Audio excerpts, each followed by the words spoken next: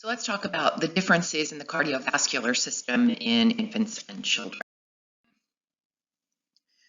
Before we start that, let's just give everybody a quick review on pulmonary circulation. So let's remember that oxygenated blood comes from the lungs through the pulmonary vein into the left atrium, through the mitral valve to the left ventricle, through the aortic valve, through the aorta, and out to the rest of the body to oxygenate organs and tissue. For deoxygenated blood, remember that the superior vena cava brings that non-oxygenated blood into the right atrium, through the tricuspid valve to the right ventricle, through the pulmonary valve to the pulmonary artery, and into the lungs to be oxygenated. And this is just a picture so that everybody knows and can remember, because we do need to understand how blood circulates in order to understand cardiac function and in turn cardiac disease in children. So in your second half of this course, when you are in the OB rotation, Professor Mulcahy will go into greater detail about fetal circulation, so you do not need to know the specifics of how that happens here. However, what you do need to understand is that once the umbilical cord is cut, the type of circulation the infant has between in utero circulation and extrauterine circulation varies greatly. And a lot of the congenital heart conditions that can develop are the result of incomplete transition from fetal circulation or complications as a result of that. But once the umbilical cord is cut, vascular resistance in the infant increases, and blood flow finally goes to the left side of the heart and the lungs. Until that point, the mother is oxygenating blood for the fetus. Once born, obviously the child needs to oxygenate their own blood. This process of change stimulates the closure of the foramen ovale and the ductus arteriosus, which can close within the first 2 weeks of life.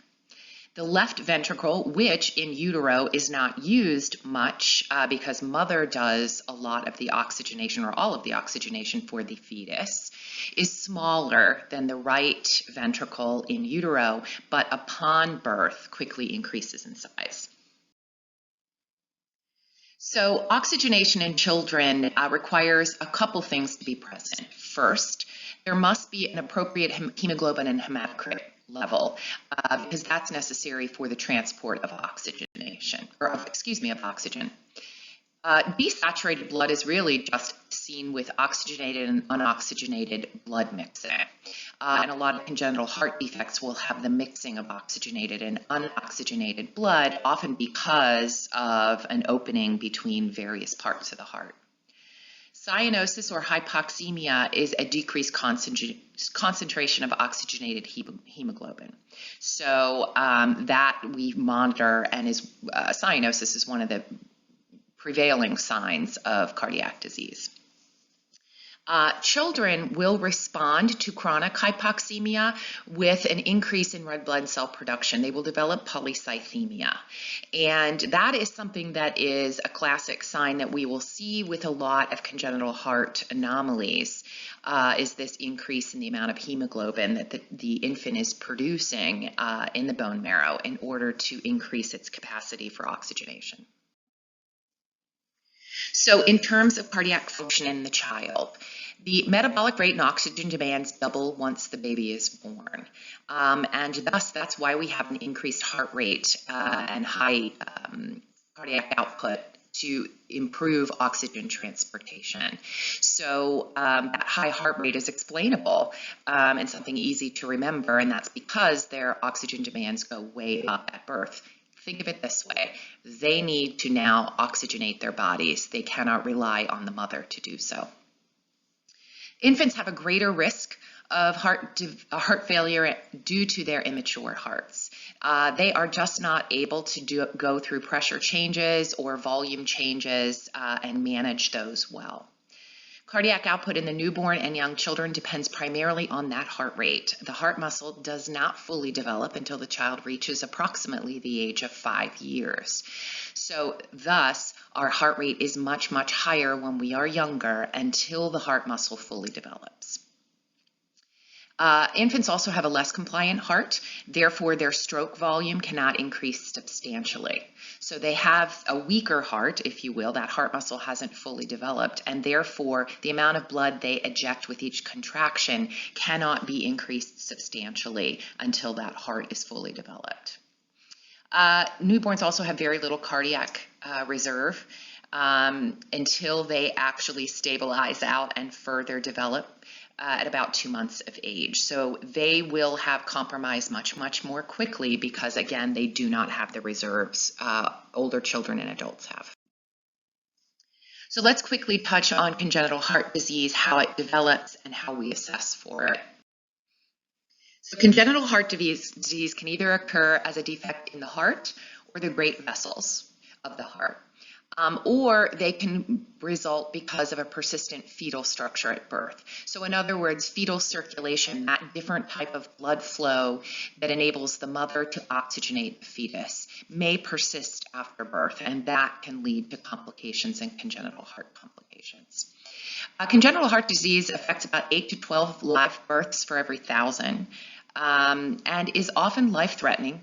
Many cases require treatment pretty quickly in the first days to weeks of life. Some congenital defects will happen almost instantly once the cord is cut. And obviously those would be the most dangerous for infants. About 25% of infant deaths related to defects in the first year of life are because of congenital heart disease. So it is pretty prevalent, although not so prevalent that we should be making moms and dads concerned day in and day out. Most defects develop in the first 8 weeks of gestation. Oftentimes, if you recall, many women are not even aware they are pregnant in those first 8 weeks of gestation. And so unplanned pregnancy can make families much more concerned about the development of numerous congenital anomalies because we often don't know we're pregnant. Many of them result as a result of genetic or environmental factors. So things like mom's exposure to drugs, viruses such as rubella, metabolic disorders in the mother, diabetic mothers can have an increased risk of congenital anomalies. Women who are older, genetic complications and chromosomal abnormalities can also contribute to congenital heart disease. So how do these children present? Well, there is a murmur often indicated as the first sign and symptom we notice. That murmur is heard, auscultated, and we begin an investigation to determine what it may be caused by. Murmurs are blood flow that is squeezing through a narrowed vessel or valve. And we've learned that before. That sound, again, is one of the first indications of congenital heart defect. Otherwise, it depends on the congenital anomaly the child has as to what other signs and symptoms may present themselves and approximately when those signs and symptoms will begin to become apparent. So there are 4 different classifications of cardiac disease or cardiac anomalies in children and infants. First, increased pulmonary blood flow. So we are increasing the amount of blood going into the pulmonary system. With those, we will see, and they make sense, tachypnea and tachycardia. We will, of course, have a murmur, as with all of these, but congestive heart failure will develop. And that makes sense when we've got increased pulmonary blood flow and an inability to manage that.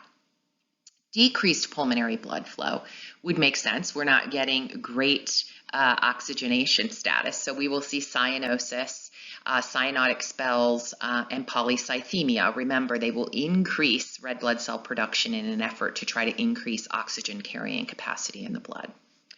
If there are obstructions to systemic blood flow, as you can imagine, we would actually notice complications in the systems beyond cardiac pulmonary, more peripherally. So we would see diminished pulses, poor color, refill or capillary refill would be decreased, urine output would be decreased, and we may actually get to a point where we see congestive heart failure with pulmonary edema.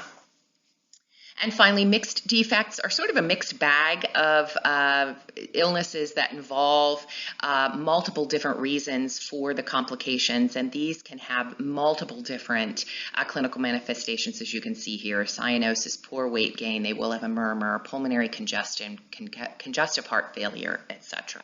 In class, we will talk about one or two examples of each of these. We won't go into the numerous myriad of examples, but some of the most common. So finally, let's look at how we assess infants regarding cardiac function. So first of all, we will look at respirations, and we want to look at, are there signs and symptoms of respiratory distress? Are they working harder? What do their lungs sound like? Nasal flaring, retractions, is there a cough present? Looking at pulse characteristics, what's the rate, rhythm, and quality of those? And then we do compare pulse sites. We want to know, are they weaker or stronger in upper extremities, lower extremities, etc. Blood pressure, we will compare upper to lower extremities. Makes sense if we're looking at something that may obstruct systemic blood flow. We will look at the systolic blood pressure, which is usually 10 to 15 millimeters of mercury higher in the legs than in the arms, and you may be noticing that in your clinical settings. And we need to know the range for ages for blood pressure and whether the child is falling within normal limits. Color, we've talked about cyanosis and cyanotic episodes, and so we definitely are looking for overall color, pulse oximetry readings. Are there differences in peripheral color versus central areas of color? And then the activities the baby does that change color? So for example, when the baby cries, does color get worse? When the baby is feeding, does color get worse? We will look at the chest for heaves, pulsations, vibrations, which we learned about in health assessment, and you do want to locate point of maximum intensity. We will auscultate the heart for any extra sounds, and in many cases in the further evaluation, we will listen to heart sounds in older children or in children that are able to sit, both sitting and reclining. Fluid status, do we see edema in the facial area is very common in children. Do we see peripheral edema, abdominal distension? What is the cap refill? Is it pitting edema, no pitting edema, etc., etc.? Activity, as I mentioned, do we notice them tire more with certain activities or not? And finally, how is the child growing? So if this is a congenital anomaly that we do not notice right away, are we noticing now that the child is slowed in growth or slowed in meeting those developmental milestones? And that can be an indication that further investigation needs.